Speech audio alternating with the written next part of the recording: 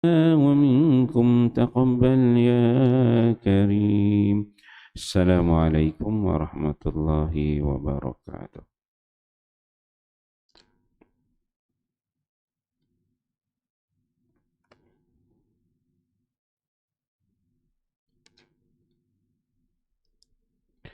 Ilmu dan zikir, kelebihan Al-Quran.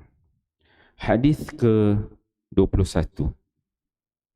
An Abi Hurairah radhiyallahu anhu anin Nabi sallallahu alaihi wasallam qala yaji'u sahibul Qur'ani yawmal qiyamati fayaqulu ya Rabbi hallihi fayulbasu tajal karamah summa yaqulu ya Rabbi zidhu fayulbasu hullatal karamah summa yaqulu ya Rabbi irda anhu fayarda anhu fayuqalu lahu iqra warqa wa yuzadu bi kulli ayatin hasanah.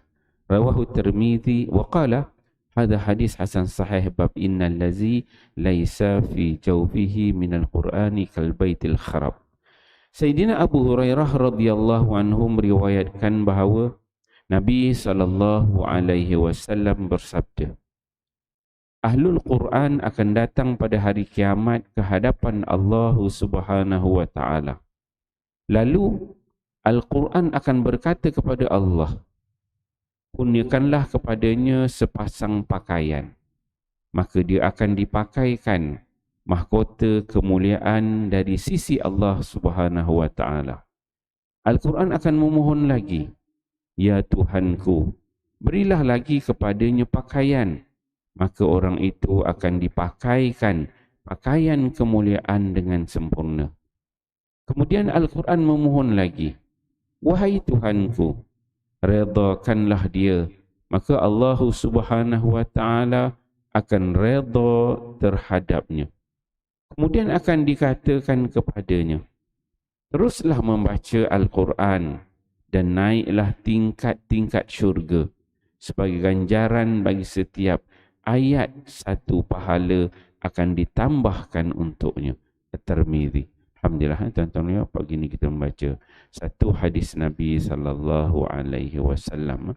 Hadis di bawah tajuk ilmu dan zikir, kelebihan Al-Quran. Hadis yang ke-21, hadis yang diriwayatkan oleh Abu Hurairah radhiyallahu anhu, salah seorang sahabat Nabi sallallahu alaihi wasallam dan merupakan sahabat yang paling banyak meriwayatkan hadis, lebih kurang 5,000 lebih hadis diriwayatkan oleh Abu Hurairah. Dalam hadis ini Abu Hurairah menceritakan bahawa Nabi sallallahu alaihi wasallam bersabda, kata Nabi, bagi golongan orang yang rajin baca Quran, ni sahibul Quran, geng-geng yang rajin buat talaqi Quran, baca Quran pagi, petang, malam, ada masa je ambil Quran baca, ada masa je ambil Quran baca. Dalam diri dia itu ada kecintaan kepada Al-Quran, tak kira masa, dia baca dengan kawan-kawan ke, baca sendiri ke, kat rumah, dekat pejabat, dalam kereta, penduri, dalam kapal terbang, dalam bas dan sebagainya. Yang mana hatinya ni dia sentiasa cenderung nak baca Quran. Tak kisahlah bacaannya tu bagus ke, tak bagus ke, bertajwid ke, kurang tajwid, tapi dia memang jiwanya sangat hampir dengan Al-Quran. Ini sahibul Quran. Maka kata Nabi sallallahu alaihi wasallam, bagi golongan yang namanya sahibul Quran ni, mereka ini akan datang pada hari kiamat nanti. Mereka yang akan datang pada hari kiamat ni bertemu dengan Allah Subhanahu wa taala. Yang mana mereka bertemu dengan Allah pada ketika itu bukan datang seorang, tapi dia ditemani oleh Al-Quran yang selalu dia baca. Di dunia yang selalu dia ditemani oleh Al-Quran, sahib Al-Quran. Maka bila mana berada di depan Allah Subhanahu wa taala, fayaqulu rabbi, dia tak bercakap, orang ni tak bercakap, tetapi yang bercakap ialah Al-Quran. Al-Quran yang dibaca itu akan bercakap kepada Allah. Fayaqulu, Quran pun berkata, ya Rabbi, wahai Tuhanku, dia kata, halli, kurniakanlah kepada hamba kamu ini yang selalu membaca Al-Quran. Apa yang diminta oleh Quran kepada Allah, bagi orang yang membaca Al-Quran. Quran tu minta apa? Yulbas tajul karamah. Dah dia minta kepada Allah diberikan kurnia, maka Allah Subhanahu Wa Taala mengurniakan kepada orang yang baca Quran tadi tajul karamah. Tajul karamah ni apa? Taj ni mahkota. Satu bentuk pakaian mahkota kemuliaan. Wallahu alam macam mana rupa dia, tapi satu bentuk mahkota kemuliaan di pakaian. Pakaian nama dia mahkota kemuliaan. Yang pertama, itu permintaan yang pertama daripada Al-Quran kepada Allah Subhanahu Wa Taala. Kemudian Al-Quran ini dia tak puas hati dengan Allah. Quran ni dia tak puas hati. Yang minta satu dia tengok Allah Taala bagi pakaian je. Walaupun hebat, dia tak puas hati. Dia kata lagi, fa yaqulu ya Rabbi, wahai Tuhan. Dia ni dulu kat dunia ada masa baca Quran susah, senang dia duduk terus menerus baca Quran. Aku tak puas hati. Quran dia kata satu je hati. Dia kata, dia minta lagi, ya Allah zidhu. Dia kata zidhu, tambah lagi Allah, aku tak puas hati dengan satu bentuk kurniaan.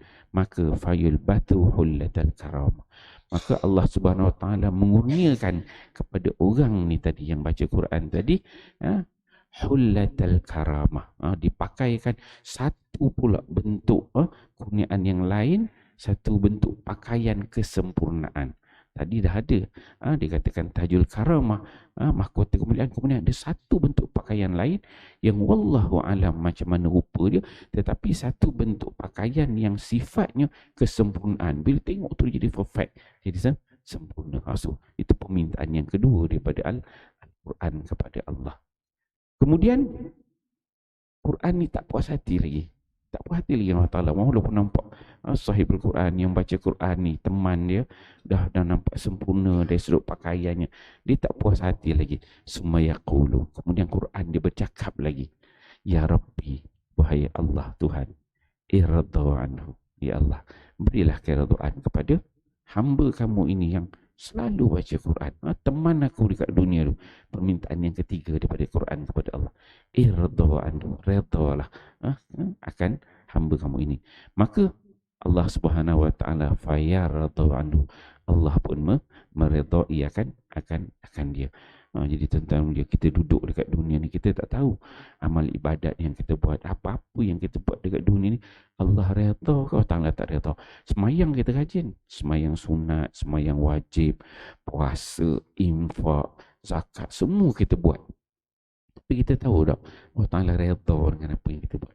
Dia redha ni satu level yang Allah redha pada kita, kan? Yang kita tak boleh sebut, kita tak tahu macam mana tanggapan Allah pada kita. Dan untuk dapat redha Allah ni bukan satu benda yang mudah. Dan ini Quran, kalau kita baca dekat dunia ini, akhirat kelak besok dia minta dengan Allah supaya Allah Ta'ala redha kepada kita, kan? Bila Allah redha kepada kita ni, segala-galanya Allah Ta'ala akan berikan. Macam kita lah, ada anak, ada isteri, yang mana kita cukup berpuas hati, orang kata redha, puas hati dengan ataupun kawan-kawan kita, mak ayah kita. Bila dia redha ni, dia tak ada border, dia had. Itu yang diminta oleh Al-Quran yang ketiga kepada Allah Subhanahu Wa Ta'ala.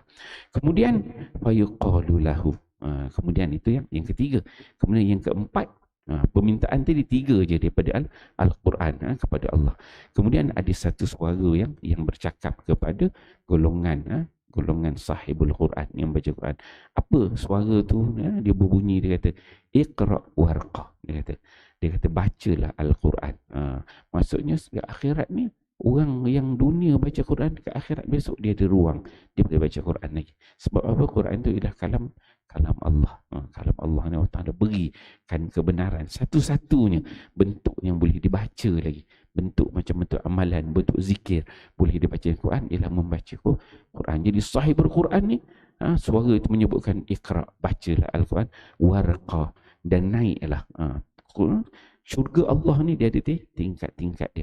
Dan orang yang baca Quran, sahibul Quran nanti dia akan naik satu tingkat, satu tingkat, satu tingkat kan? Syurga Allah Subhanahu wa taala. Macam kita kalau kita lebih baik bukanlah contoh. Contoh kalau dunia ni kita ada bangunan 100 tingkat, maka kita naik tingkat 1. Lepas jalan tingkat 1 pusing, naik lift balik ataupun naik tangga naik tingkat 2. Naik berjalan pusing tingkat 2, naik pula tingkat 3. Jalan pusing floor 3 tu naik tingkat 4. Jalan tingkat 4 naik tu sampailah. Maka iqra warqa. Naik tingkat satu tingkat, kemuliaan yang diberikan oleh Allah. Wa yuzadu bi kulli ayatin hasanah.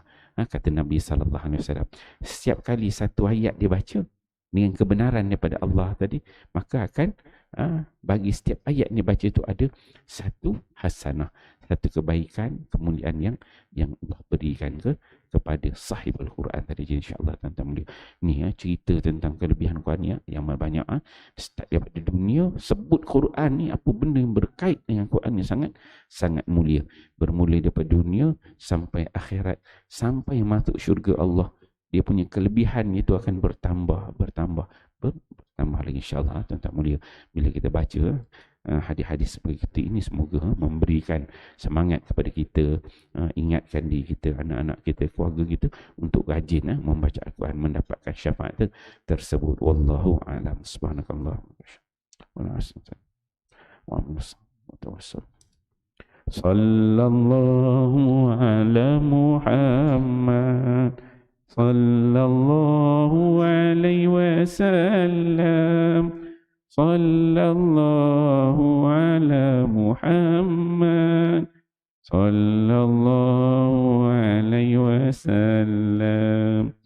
Ya Nabi salamu alaika, ya Rasul salamu alaika, ya Habib salamu alaika, sallallahu alaika, sallallahu ala Muhammad, sallallahu alaihi wasallam, sallallahu ala Muhammad, sallallahu alaihi wasallam.